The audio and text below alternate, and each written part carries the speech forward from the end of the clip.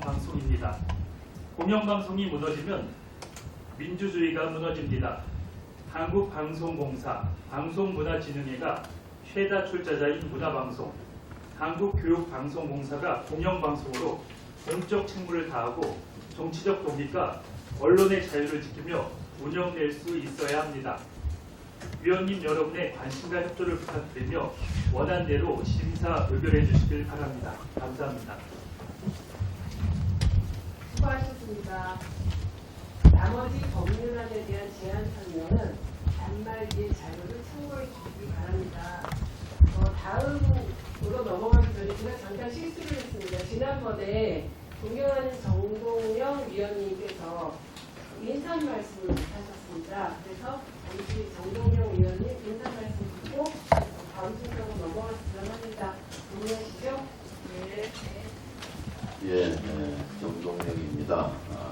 지각 인사를 드리게 돼서 죄송합니다.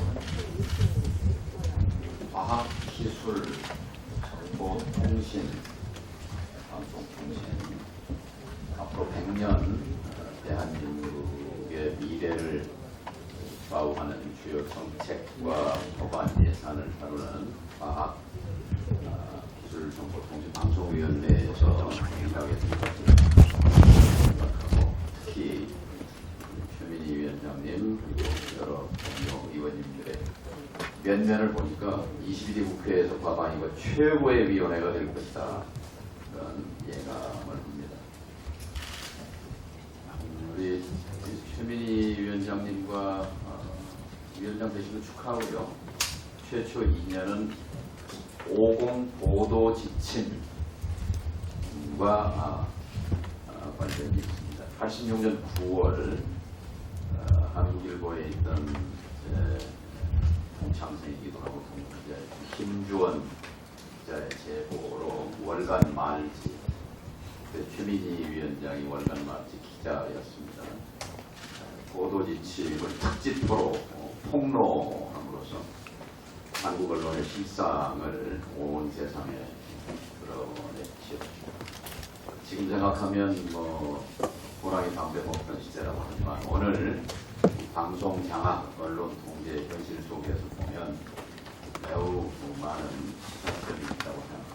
그 보도 지침에 옛날 얘기를 한번 뭐를 말씀드리면 예를 들면 이런 겁니다. 특정 사건에 대한 보도를 가, 불가, 절대 불가 이렇게 나누고 예컨대 YSDJ 동정은 보도하지 말 것, 그 다음에 정부 비판 외국의 논평은 쓰지 말 것, 학생 시위는 몇 단 크기로 내라, 또 사진은 군중이 많이 모인 것은 쓰면 안 된다, 독재, 군부 독재 이런 표현은 써서 안 된다, 고위 공무원과 경찰의 비리는 작게 취급해라, 이런 등등.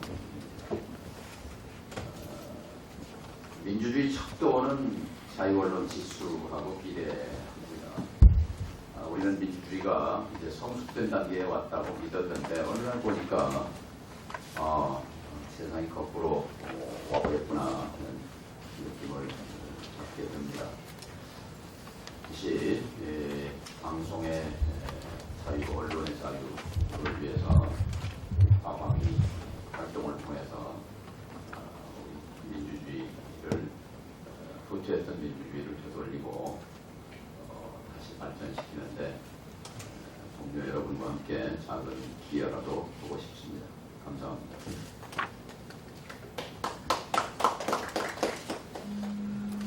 네, 잘 들었습니다. 수석 전문위원 나오셔서 소방 법안에 대해 검토 보고 해주시기 바랍니다. 방송통신위원회 소관 16건의 법률안에 대한 검토 의견을 보고 드리겠습니다. 검토 보고 요약 보고서 1쪽을 보아주시기 바랍니다. 15건의 개정안은 제21대 국회 위원회 대안과 대체로 동일한 내용으로 되어 있고 그 입법 조치는 공감할 수 있다고 보았습니다.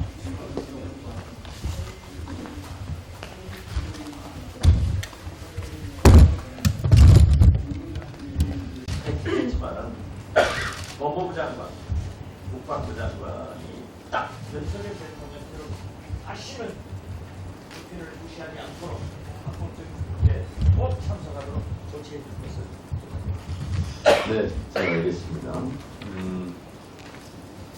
우리 법사의 열차는 항상 이야기하였으며 박성재 법무부 장관, 신현식 국방부 장관을 포함하여 아까 제가 말씀드린 숫자를 좀 수정하여 총 12인의 증인 및 3인의 참고인에 대하여 출석 요구를 하도록 하겠습니다. 실시계획서 및 증인 참고인에 대한 자세한 내용은 배부에 드린 유인물을 다시 참고해 주시기 바랍니다. 배부에 드린 유인물에 다른 의견이 없으시면 법사위가 소관기관의 업무와 주요 현안을 정확히 파악하고 이를 토대로 질의를 통해 민의를 국정에 반영하기 위한 것입니다. 아무쪼록 참석하신 기관장님들께서는 오늘 업무보고에 성실히 임해 주시길 바라며 위원님들의 고견이 곧 국민의 목소리임을 명심하시고 이를 정책에 적극 반영해 주시길 당부드립니다. 오늘 업무보고는 국회법을 위반하여 불청한 기관을 제외하고 의사일정에 도취된 바와 같이 감사원, 고위공직자범죄수사처, 헌법재판소, 대법원 순서로 각 기관장님들로부터 인사 말씀과 간부 소개 그리고 현안 유지 간략한 업무 현황을 청취한 후에 위원님들의 질의와 답변 시간을 갖도록 하겠습니다. 네, 의사 진행 발언을 하고 싶은데 네. 질문할까요? 보고를 할까요? 저는 지금 하시죠? 출석에 대해서 네. 의사진행 바랍니다. 네. 조금 전에도 법무부 장관과 국방부 장관 불출석에 대해서 많은 의원님들과 위원장님께서도 질타를 하셨는데요. 심각한 사안입니다. 헌법, 그러니까 이분들이 안 나온 게 단순한 사안이 아니에요. 헌법 62조 2항에 이렇게 되어 있습니다. 국회나 그 위원회 요구가 있을 때에는 국무총리, 국무위원 또는 정부위원은 출석, 답변하여야 한다입니다. 출석해서 답변할 수 있다거나 재량에 따라 불출석할 수 있다가 아니라 답변하여야 한다입니다. 이것은 명백하게 헌법을 위반한 것입니다. 거기에 그치지 않죠 또. 마찬가지로 국회법 121조 3항에 출석 요구를 받은 국무총리, 국무위원 또는 정부위원은 출석하여 답변을 하여야 한다입니다. 의무입니다. 해석의 여지가 없이 그냥 의무입니다. 이런 조항이 왜 들어갔느냐. 당연히 상권 분립 국가에서 입법부가 행정부를 견제하는 가장 중요한 효과적인 제도적 보장입니다. 다시 말해서 행정부의 관료들, 국무위원 등을 국민의 대표인 입법부가 불러서 질의하고 답변을 듣고 경우에 따라서는 정책을 토론할 수 있는 그런 것들을 보장해야 행정부의 독주와 폭주를 견제할 수 있고 대한민국이 헌법의 정신에 따라서 제대로 운영될 수 있다는 차원에서 아주 중요한 규정입니다. 그러니까 단순히 야당만 지금 하니까 모르겠다 이런 식의 심사인지 어떤지 모르겠는데 이것은 헌법을 중대하게 위반한 것이기 때문에요. 왜냐하면 제 생각에는 이것은 경고로 넘어갈 것이 아니라 강력한 법에 따른 조치 그리고 경우에 따라서는 저는 해임건이나 탄핵 같은 것들도 우리 위원회에서 충분히 고민하고 검토해야 될 대상이 아닐까 이렇게 생각합니다. 이상입니다. 네, 김영민 의원님의 의사진행 발언도 있고 해서 국회법 제49조에서 규정하고 있는 위원장의 직무 권한에 대해서 말씀드리도록 하겠습니다. 국회법 제49조 위원장의 직무. 위원장은 위원회를 대표하고 의사를 정리하며 질서를 유지하고 사무를 감독한다. 이렇게 되어 있습니다. 위원장으로서 불출석하거나 불출석할 것으로 예상될 때는 모두 증인으로 의결해서 정원감정법에 따라서 처벌할 수 있도록 절차를 밟도록 하겠습니다. 그리고 필요한 경우는 동행 명령장을 발부하여 강제 구인하도록 하겠습니다. 그리고 앞으로 22대 법사위에서는 타 상위 법안을 논의할 때도 지금까지 차관이 출석했다고 그러는데 차관 출석을 불허하고 장관 출석을 반드시 할 수 있도록 조치하겠다는 점도 아울러 말씀드리고 이전에 법사위에서는 어떻게 운영했는지는 제가 잘 자세히 모르겠습니다만 제가 법사위원장으로 있는 한 장관이 불출석해도 처벌받지 않고 불이익을 받지 않는다는 그런 것은 단호하게 끊겠습니다. 앞으로 이 점을 명심하시고 각 기관장들께서는 불이익을 당하는 일이 없도록 미리미리 알아서 잘 행동해 주시기 바랍니다.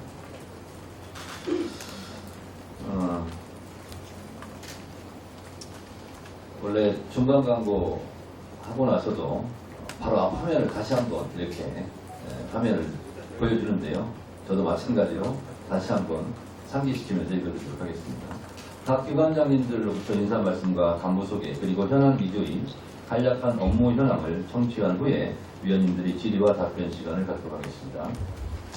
먼저 감사원의 업무보고 순서입니다만 현재 감사원장이 국외 공무 출장으로 부재 중인 관계로 최다령 사무총장님 나오셔서 인사와 간부 소개를 하신 후에 업무보고를 주요 현안 위주로 간략하게 해주시기 바랍니다. 이 부분은 위원장이 허락했다는 점을 미리 말씀드립니다.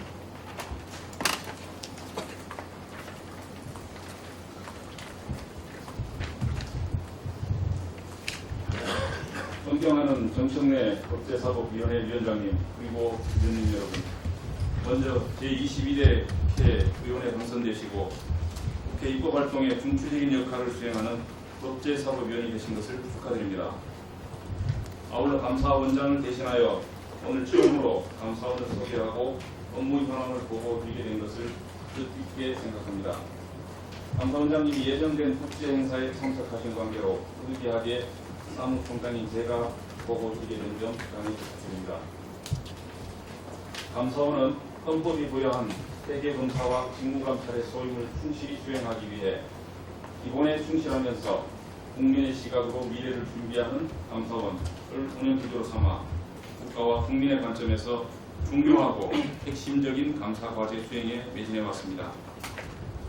또한 공직자들이 도전적으로 일할 수 있도록 사전 컨설팅 제도를 활성화하고 적극행정 면책 제도를 보완하는 등 공직사회의 적극행정을 유도하기 위해 힘쓰는 한편 효율적인 감사활동을 위해 변화하는 감사 환경에 맞추어 조직 개편을 단행하고 감사 운영의 부족한 칸막이를 제거하는 등 감사 운영 전반과 조직 문화를 쇄신해 나가고 있습니다.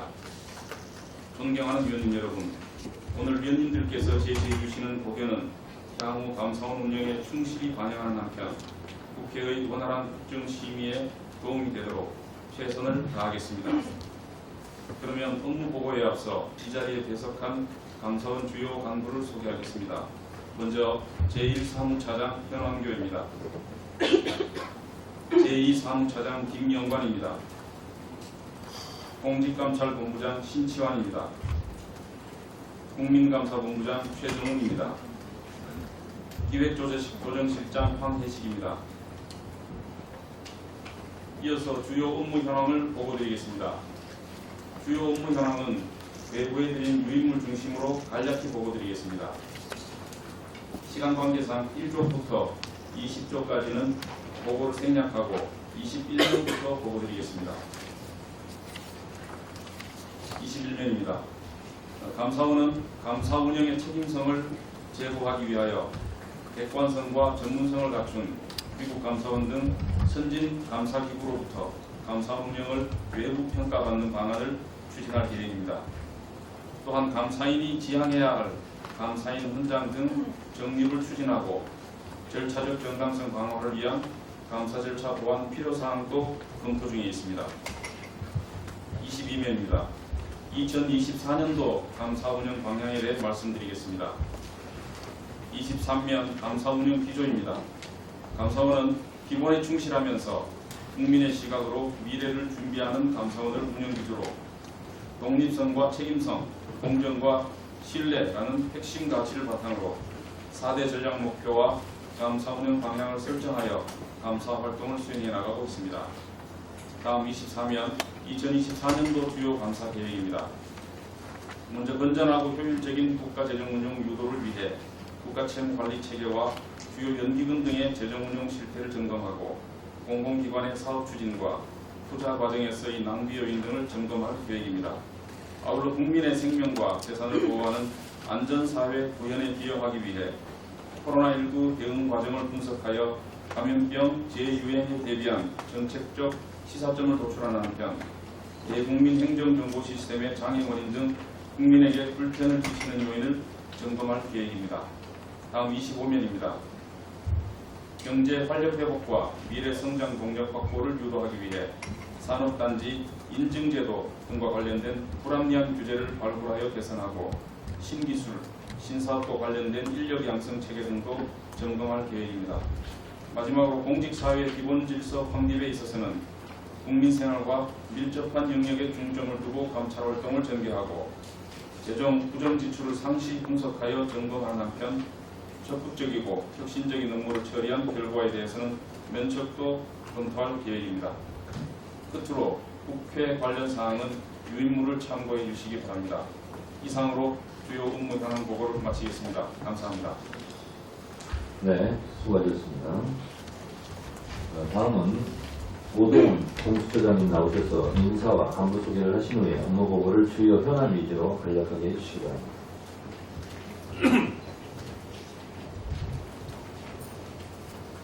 안녕하십니까. 고위공직자분들장 오동훈입니다. 존경하는 정청래법제사법위원회 위원장님 그리고 위원님 여러분, 새롭게 구성된 제22대 국회 법제사법위원회에서 첫 업무 현황 보고를 드리게 된 것을 매우 뜻깊게 생각합니다. 공수처가 공직사회 부패 척결이라는 소임을 안고 출범한 이래 그동안 수사기관으로서 기틀을 다지기 위해 노력해왔습니다. 이기 공수처는 이를 바탕으로 실질적인 수사 성과를 만들어내는 데 최선을 다할 것입니다. 오늘 위원님들께서 주시는 말씀은 기관 운영에 반영되도록 노력하여 공수처가 국민의 신뢰를 받는 수사기관으로 거듭나기 위한 소중한 자양분으로 삼겠습니다. 앞으로 지속적인 관심과 격려 부탁드립니다. 그러면 업무 현황 보고에 앞서 공수처 간부를 소개해드리겠습니다. 송창진 차장 직무대행입니다. 이형석 기획조정관입니다. 차정현 수사기획관입니다. 이상으로 간부 소개를 마치고 업무 현황을 보고드리겠습니다.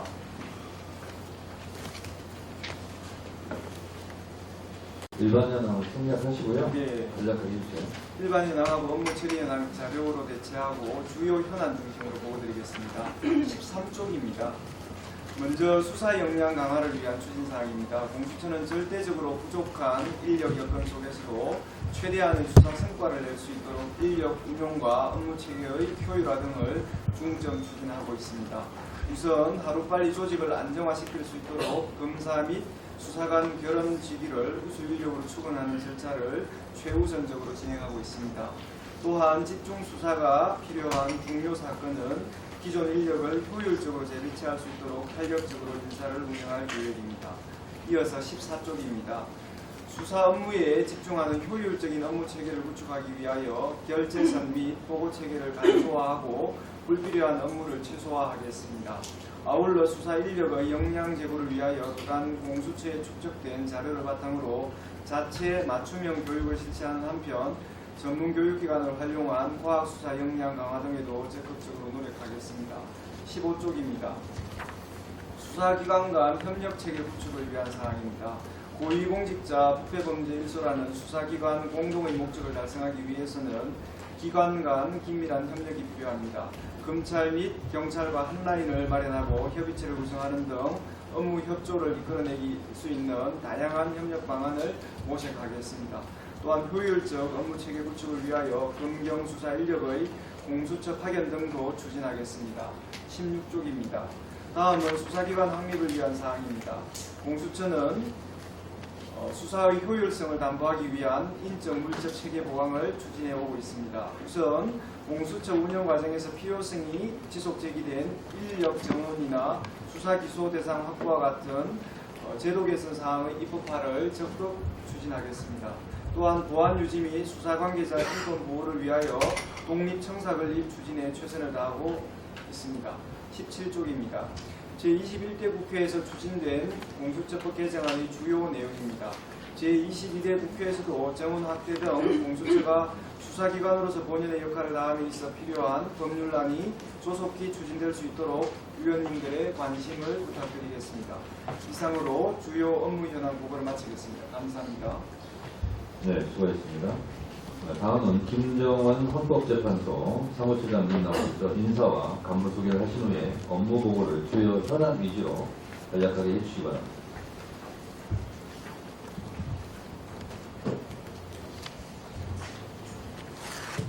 헌법재판소 사무처장 김정원입니다. 존경하는 정청래 법제사법위원회 위원장님과 여러 위원님들을 모시고 헌법재판소 소관 업무 현황에 대하여 처음으로 보고드리게 된 것을 매우 뜻깊게 생각합니다. 먼저 22대 국회의 개원과 법제사법위원회 위원장님을 비롯한 위원님들의 취임을 진심으로 축하드립니다. 앞으로 위원님들의 조언과 격려를 헌법재판소의 운영에 충실히 반영해 나가겠다는 다짐의 말씀을 드립니다. 그러면 업무 현황 보고에 앞서 이 자리에 참석한 사무처 간부들을 소개해드리겠습니다. 심판지원실장 하정수입니다. 기획재정국장 최혁입니다. 심판정보국장 이영일입니다. 참고로 사무처장은 현재 공석 중입니다. 다음은 헌법재판소 업무 현황에 대하여 보고드리겠습니다. 시간 관계상 25쪽 이하 2024년 주요 업무 계획 및 추진 상황을 중심으로 간략하게 보고드리고 나머지 부분은 배부해드린 책자로 가름하도록 하겠습니다. 먼저 26조 심판사건 처리 현황입니다. 금년 2월부터 5월 말 현재까지는 위헌법률 심판 7건, 권한쟁의 심판 1건, 헌법조원 심판 997건 등 1,005건의 사건을 접수하였고 처리 사건 수는 총 1,321건으로 위헌 및 헌법 불합치 결정 51건, 헌법소원 이용 결정 20건이 있었습니다. 다음 27쪽 이하입니다. 효율적 심판 사건 처리를 위한 제도 개선을 추진하여 심판 업무를 원활히 지원하는 한편 국민이 체감하는 헌법재판 서비스를 제공하겠습니다. 다음 29쪽 이하 인적 역량 강화입니다. 재판의 신속성 향상을 위해 필수적인 헌법연구관 지원을 중점적으로 추진하겠습니다. 또한 조직 인사제도 개선과 개별 구성원들의 직무 역량 증진 지원에도 노력을 기울이겠습니다. 다음 31쪽 이하입니다. 장기적 시각을 가지고 미래를 준비하겠습니다. 근무 공간 부족, 청사 안전 문제 등을 해소하기 위하여 강남 통합청사 도입을 관계부처와 적극 협의해 나가겠습니다. 사회변화에 대비하여 헌법재판 제도와 관련한 분석과 연구도 지속 추진하겠습니다. 다음 33쪽 이하입니다. 디지털 전환 시대에 발맞춘 행정을 구현해 가겠습니다. 5개년 계획하에 2021년부터 추진 중인 지능형 헌법재판 시스템 구축 사업을 충실히 진행하겠습니다. 다음 35쪽 이하 국제활동을 통한 지식의 교류와 축적입니다. 국제회의 참석, 주요 헌법재판기관 초청 등 국제교류 사업을 헌법재판 관련 지식의 공유와 실질적인 협력관계 구축의 기회로 활용하겠습니다. 아시아 헌법재판소 연합 활동 및 상설 연구사무국 운영을 통해 지역 내 리더십을 발휘하고 아시아의 민주주의, 법치주의 발전과 인권 보장에도 기여하겠습니다. 다음 36쪽입니다. 헌법재판연구원의 연구 및 교육 기능을 강화하겠습니다. 헌법 이론의 발전과 헌법재판 실무에 기여할 수 있는 과제를 선정하여 충실히 연구하고 다양한 수요자에 대하여 적합하고 내실 있는 교육과정을 운영해 가겠습니다. 우리 헌법재판소는 87년 9차 개헌 논의 당시 국회에서 독립된 헌법재판기관의 필요성을 인정함으로써 출범하게 되었습니다. 현재 헌법재판소가 있기까지 국회의 역할이 실로 지대하였다고 했습니다. 올해 9월에 한 분, 그리고 10월에는 재판소장을 포함하여 국회에서 선출하신 3분 재판관의 임기가 만료될 예정입니다. 헌법재판소가 재판부 구성의 공백 없이 헌법질서 수호와 국민의 기본권 보장이라는 책무를 다할 수 있도록 국회에서 관심을 가져주시기를 간곡히 부탁드립니다. 이상으로 업무 보고를 마치겠습니다. 감사합니다. 네, 다음은 손대엽 법원 행정처장님 나오셔서 인사와 간부 소개를 하신 후에 업무 보고를 주요 현안 위주로 간략하게 해주시기 바랍니다.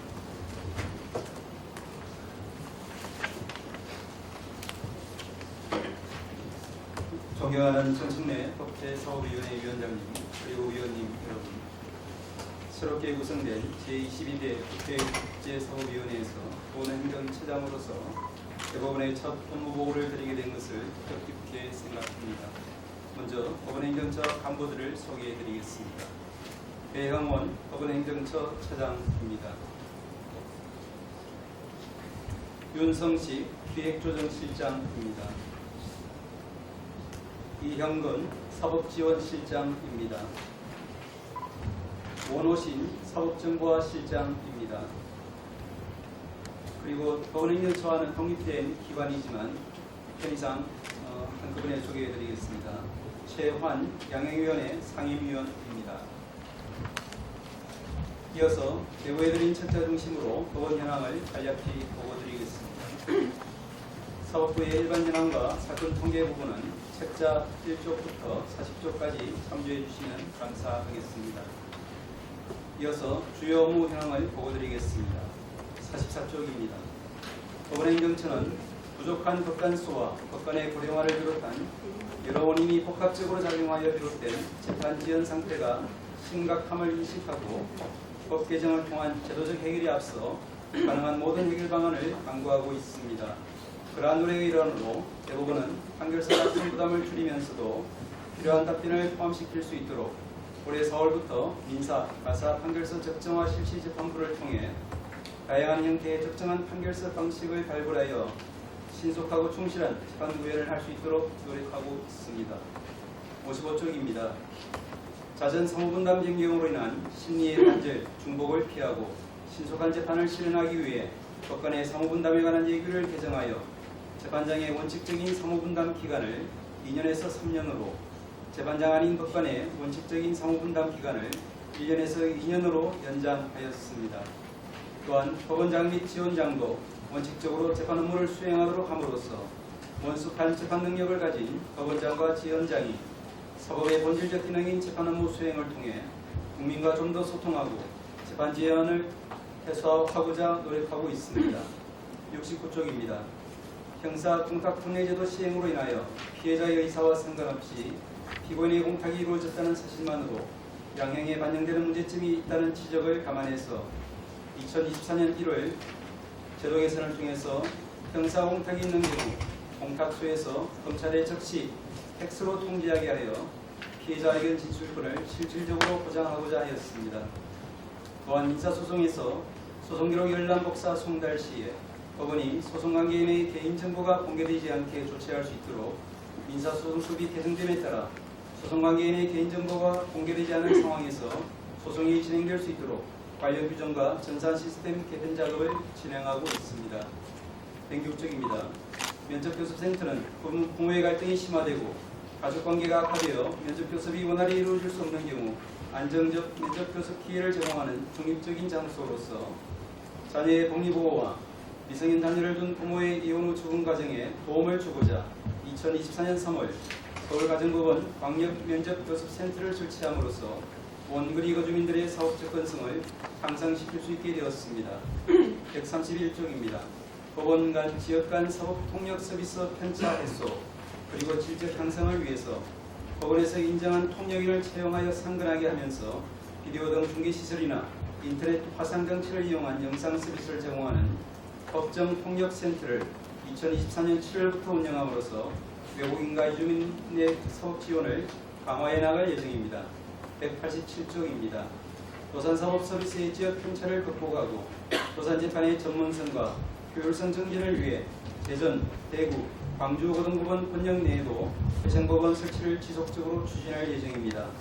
또한 법원이 신용정보 집중기관으로부터 동의한 채무자의 신용정보를 제공받아 절차 안내와 상담 등에 활용할 수 있도록 함으로써 개인도산 절차 수요자에 대한 편의를 제고하고자 하였습니다. 199쪽 이하입니다. 기존의 노후화된 시스템을 전면 재구축하는 4세대 전자소송 시스템 그리고 미래등기 시스템 구축 사업을 진행 중입니다. 병사사업 절차 전자화 도입 법률의 시행에 대비하여 병사전자소송 시스템 구축 사업도 진행 중입니다.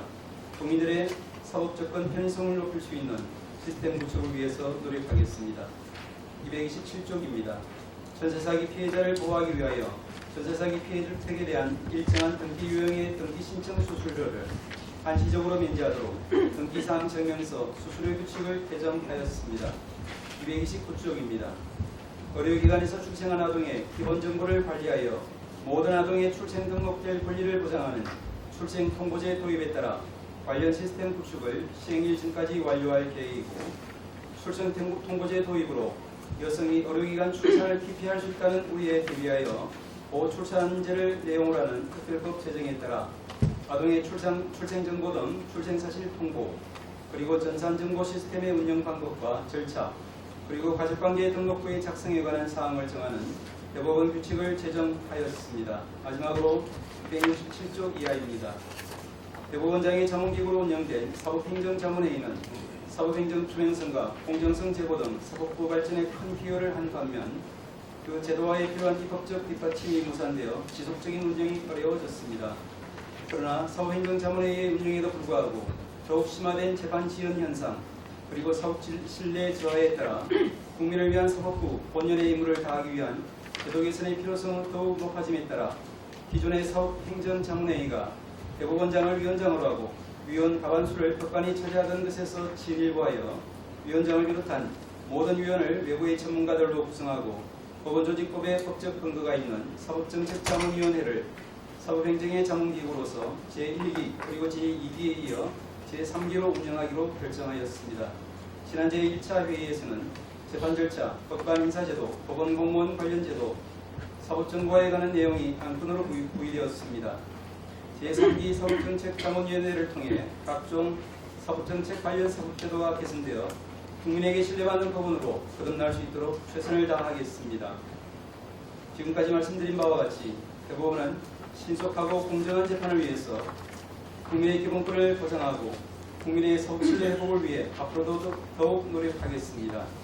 국민의 대표이신 위원님들께서 사법부의 발전을 위해 주시는 소중한 지원과 실책은 재판제도 그리고 사법행정 개선에 충실히 반영하겠습니다.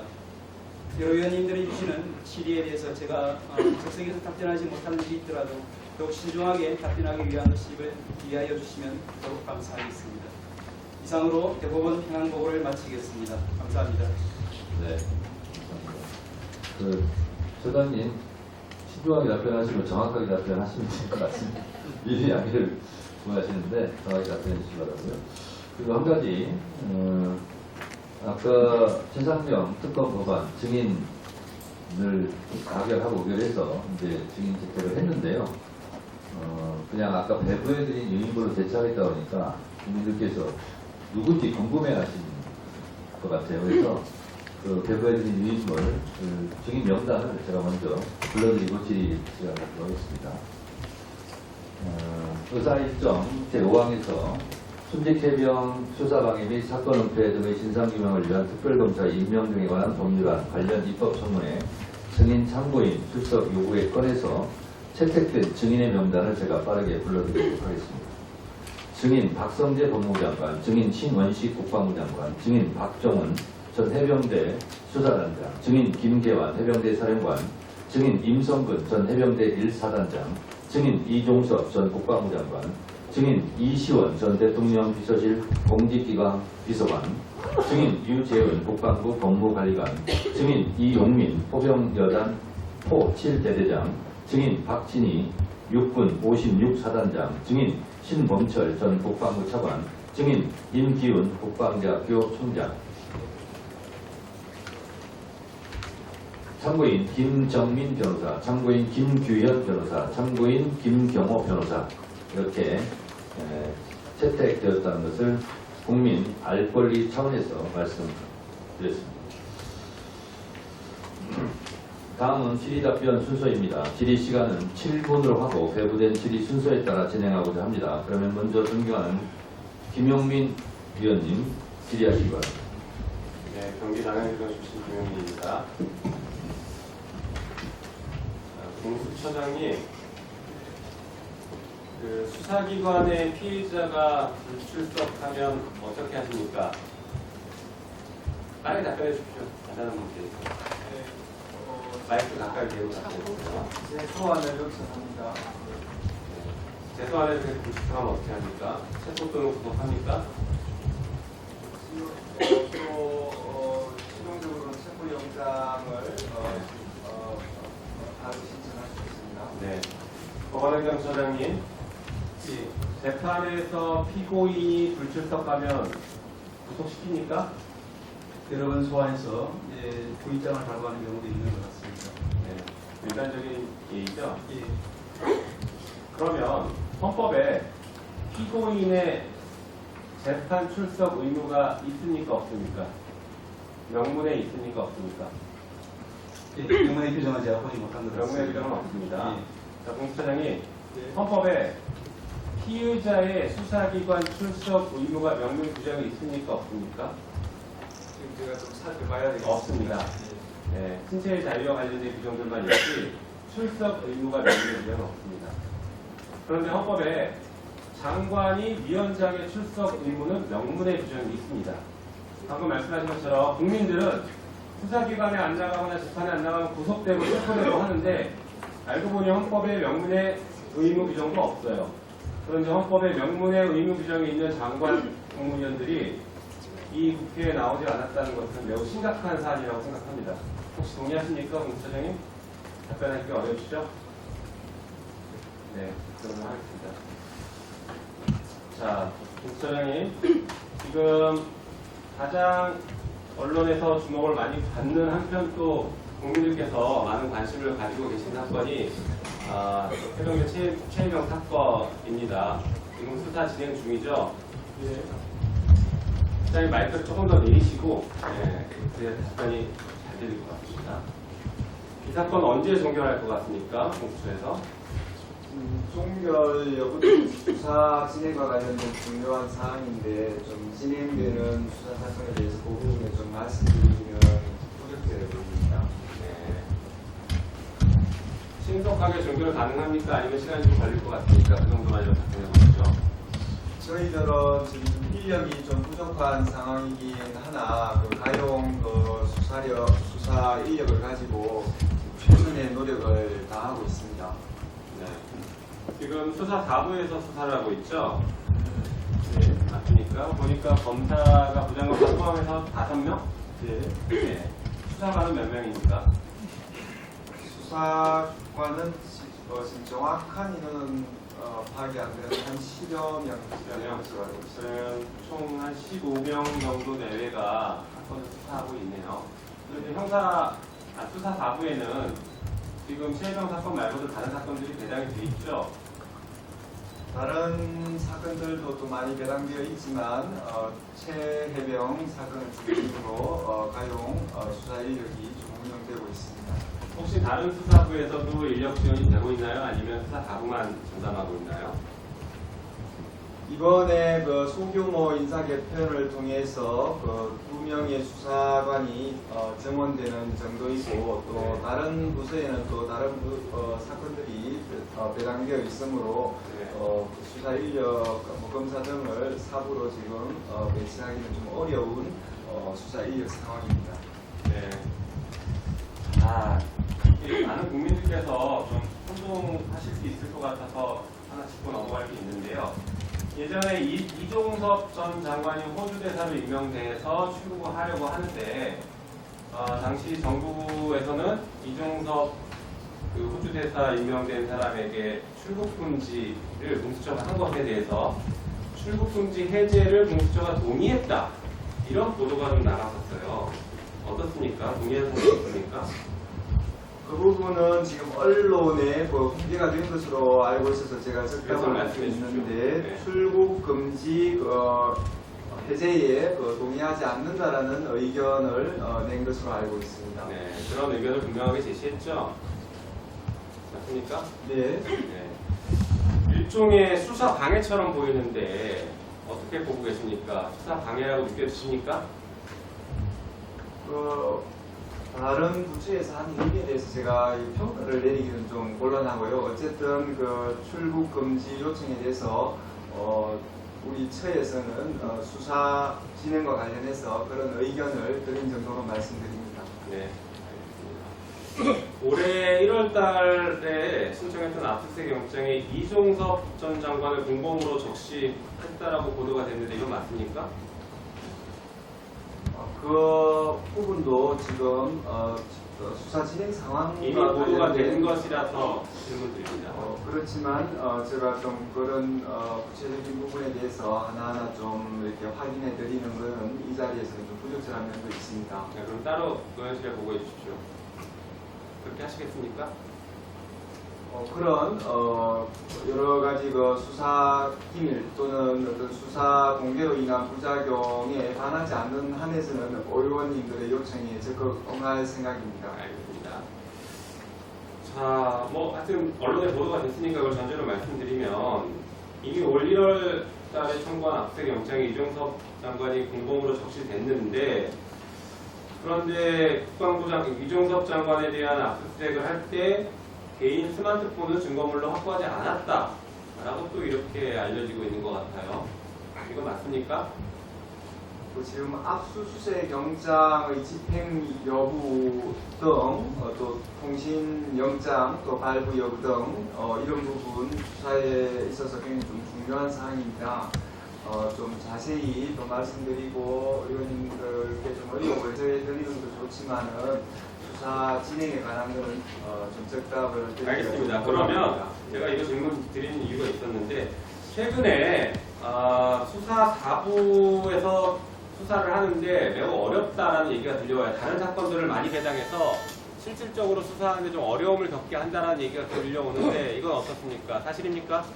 제가 수사처장으로 부임하고 나서 어쨌든 국민들의 관심이 가는 최혜병 사건이 그 수사가 원활히 이루어지도록 열심히 노력하고 있습니다. 그래서 그런 부분이 뭐 다른 사건 배당으로 인해서 수사를 제외한다든지 이런 요인은 없다라고 공수처장으로서 말씀드릴 수 있겠습니다.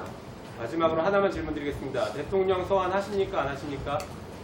지금 뭐 그런 부분 지금 수사 계획상 또 수사의 진행과 관련돼서 지금 이 단계에서 의원님께 말씀드리기는 좀 곤란한 적절치 않은 측면이 있습니다. 알겠습니다. 그 정도로 이해하겠습니다. 다행입니다. 네, 수고하셨습니다. 다음은 국민의힘 김도우 의원님 질의해 주시기 바랍니다. 안 나온 사람 부를 필요 없잖아요. 안 나오셨습니까? 질의 순서 이렇게 되어 있기 때문에 다음은 김도우 국민의힘 김도우 의원님 질의 순서라는 점을 말씀드리기 위해서 제가 호명하겠습니다. 안 나오셨군요. 다음은 더불어민주당 박균태 의원님 질의해 주시기 바랍니다.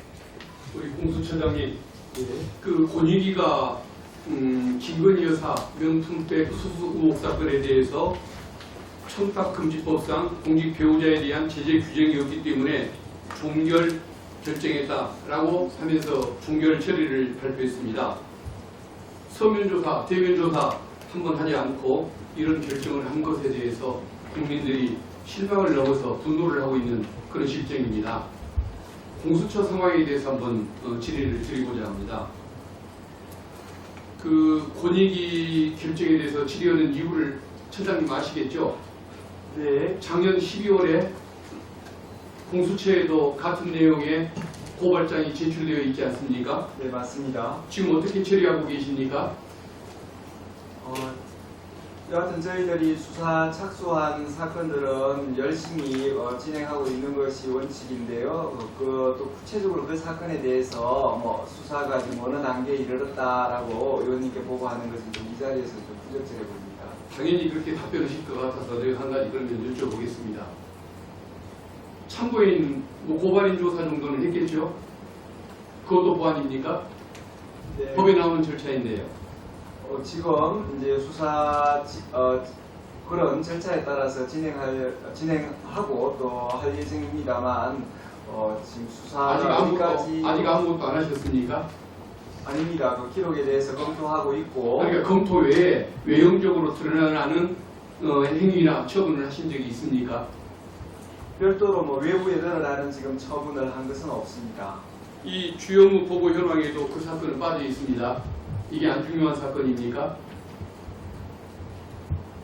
그 부분 중요한 사건이지만 저희들이 또 여타 또 다른 중요한 사건들을 보고하다 보니 그 부분이 다뤄지지 결국은 아무것도 한 것이 없다는 말씀을 그렇게 하시는 거군요. 그렇지 않습니다. 한 것이 있다 본다면 그 보안을 지키는 선에서 서면으로라도 뭘 했는지 한번 제출해 주시겠습니까? 네, 그 어떤 공개됨으로 인해서 생기는 부작용이 없는 한에서 의원님께 그 성실히 한번 제출해 답변하도록 주십시오. 노력하겠습니다. 그리고 그 필요하면 대통령도 부를 각오가 돼 있다고 인사청문회 때 그런 말씀을 하셨죠. 네, 일반 눈으로 저희의 소신을 말씀드린 점. 그러면은 뭐 대통령 부인을 소환하는 것은 그보다는 덜 어려운 일 아니겠습니까? 그것도 마찬가지로 지금 일반 눈으로는 어떤 수사의 그 단서가 포착됐다든지 그 다음에 소환의 필요성이 있으면 할 수 있다라는 생각이 알겠습니다. 본인기보다는 낫다는 사실을 한번 좀 보여주기를 기대를 하겠습니다. 네. 우리 사실은 오늘 법무부 장관 오시면은 질의할 게 많았는데 그분이 안 왔고 또 이화영 사건 조작 사건에 대한 그 진상을 확인하기 위해서 자료 제출을 했는데 제출을 아예 하지를 않았습니다. 결국은 어떤 그 국민의 눈치보다도 대통령의 눈치를 보고 검찰을 옹호하기 위해서 노력하는 그런 그 국무위원의 모습에 대해서 정말 수긍할 수 없다는 말씀을 드리고 대신에 재판을 담당했던 법원의 행정처장님께 불가피하게 질문을 드리고자 합니다. 국민의 상식에 어긋나는 판결례가 존재한다는 사실을 처장님 인정하십니까? 국민들 수준에 위협한 판결에 대해서 저희를 항상 유념하고 국민들 수준의 기대에 부응하기 위해서 최선 노력을 하고 있습니다. 말씀하신 그런 부분들 항상 유념하고 있습니다. 그러면은 그 재판 내용이 국민의 상식이나 논리에 어긋나는 그런 사례가 있을 때 그것을 바로잡기 위해서 행정처에서는 어떤 노력을 하시는지 여쭙고자 합니다. 위원님 잘 아시겠지만 기본적으로 저희들 3심제에서 1심에 잘못된 부분에 대해서는 항소에서 바로잡고 항소에서 잘못된 부분은 대법원에서 바로잡는 이런 시스템을 유지를 하고 있면서 또한 저희들이 이제 사법연수원에서 법관 연수 교육 등을 통해서 지속적인 교육 이런 부분을 통해서 그런 부분이 조금이라도 줄어들도록 법원에서로서 노력을 하고 있습니다. 알겠습니다. 그 이화영 부지사에 대한 사건 이번 수원지법에서 선고가 됐는데 어떻게 처장님 혹시 판결문 분석해 보실 기회가 있었습니까? 성호잡지만 분석까지는 못 해봤습니다. 아마 바빠서 못 오실 것 같습니다. 네, 근데 이 내용을 보면은 그 사건에 대해서 좀 알고 있는 저로서는 수긍하기가 참 어려운 부분이 많습니다. 쌍방울 김성태 회장이 북한에게 제공했다는 800만 불, 약 100억 원의 돈이 과연 쌍방울의 투자와 쌍방울의 주가 어떤 조작을 부양을 위한 것이냐, 아니면 경기도와 이재명 경기지사의 방북을 위한 그쪽의 이익을 위한 뇌물이냐, 이게 다툼이 되는 사건인데 결국은 검찰에서는 그것을 뭐 야당을 그렇게 상대로 잔인하게 수사 결과를 토대로 기소를 했고 법원에서는 그 내용을 100% 그대로 받아주는 판결을 했습니다. 공소장을 그대로 인용을 했고 검찰의 의견서를 그대로 반영을 했고 변호인이 제기한 그 의견서에 대해서는 다 배척을 하는 그런 결정을 했습니다. 근데 그 내용에 보면은 그 판결 내용에 대해서 수긍할 수 없는 이유가 쌍방울과 조선 아태이 북한 쪽과 체결한 그 합의서가 2건이 있는데 그 내용을 부정을 해버립니다. 국정원 내용도 국정원의 문건도 다 부정을 하는 그런 결정을 합니다. 그리고 그 어떤 김성태 회장이 아주 정상적이고 건실한 기업가인 것처럼 얘기를 해놨는데 판결이 조폭 출신의 불법 대부업에 주가 조작 전과까지 있는 그런 인물입니다. 그리고 검찰에 허위 진술을 할 이유가 없다. 김성태가 이런 얘기를 했는데 김성태는 검찰에 의해서 숱한 회유를 받았고 그리고 나아가서는 국가보안법, 해외재산 도피, 주가 조작 이런 부분들 중요한 부분에 대해서는 수사도 면제를 받고 기소를 면제를 받았는데 과연 허위 진술할 동기가 없다라고 재판관이 표현하는 것이 과연 맞는 것인가? 이런 부분은 저는 이해를 잘 못하겠습니다. 그리고 김성태와 이재명 지사가 남이 바꿔주는 통화를 했던 것도 둘 사이에 뭔가 관계가 있는 것처럼 공소사실에 부합하는 자료인 것처럼 거실을 해놨는데 100억을 주고받는 관계에 있는 사람이면 그건 김미래하고 특별한 관계가 있어야 하는 것 아니겠습니까? 근데 서로 만난 적도 없다는 것은 누구나 다 검찰도 인정하고 당사자들도 인정하고 재판관도 인정을 합니다. 근데 어떻게 술자석에서 바꿔주는 그 관계라고 한다면 그것은 아무것도 아닌 관계로 평가를 해야 맞는 것이지 오히려 그 뭐 관계가 형성이 된 것처럼 이렇게 평가하고 판결에 반영하는 것 이런 것도 이해를 잘 못하겠습니다. 저는 여러 가지 문제가 많다는 생각을 하는데 처장님께서 시간이 나시는 대로 판결 한번 읽고 분석도 한번 해보신 다음에 국민의 상식이나 논리와 괴리되는 이 판결 문제 이것을 어떻게 해결할 것인지 좀 어떤 사법행정 방향을 어떤 결정할 때 좀 참고를 해주시기를 부탁을 드리겠습니다. 항소심에서 충실하게 사실 심리가 될 것으로 믿고 말씀하신 대로 저도 판결 시간을 일단 읽어보도록 하겠습니다. 네, 의원님들 질의하실 때요, 시간이 경과되면 마이크가 꺼집니다. 그러면 텔레비전 생중계가 될 때 무음 처리가 돼서 입모양만 나옵니다. 그러니까 국민들 보시기에 좀 불편합니다. 그래서 그럴 때는 위원장한테 1분의 시간을 더 달라고 그러면 추가 발언 시간 1분을 더 드리도록 하겠습니다. 그래서 그건 요청해 주시면 1분에 한해서는 더 말씀하실 수 있도록 하겠고요. 그래서 아까 마이크 꺼진 상태에서 김용민 의원이 질의만 하고 답변만 나간 거기 때문에 이것도 국민 서비스 차원에서 제가 공수처장님께 제가 말씀을 드려보도록 하겠습니다. 판사 출신이시죠? 네. 네. 그럼 법에 대해 잘 알고 계시죠? 네. 헌법 제84조에 보면은요, 대통령은 내란 또는 예완의 죄를 범한 경우를 제외하고는 재직 중 형사상의 속출을 받지 아니한다. 이렇게 되어 있습니다. 알고 계시죠? 네. 형사 불소추권입니다.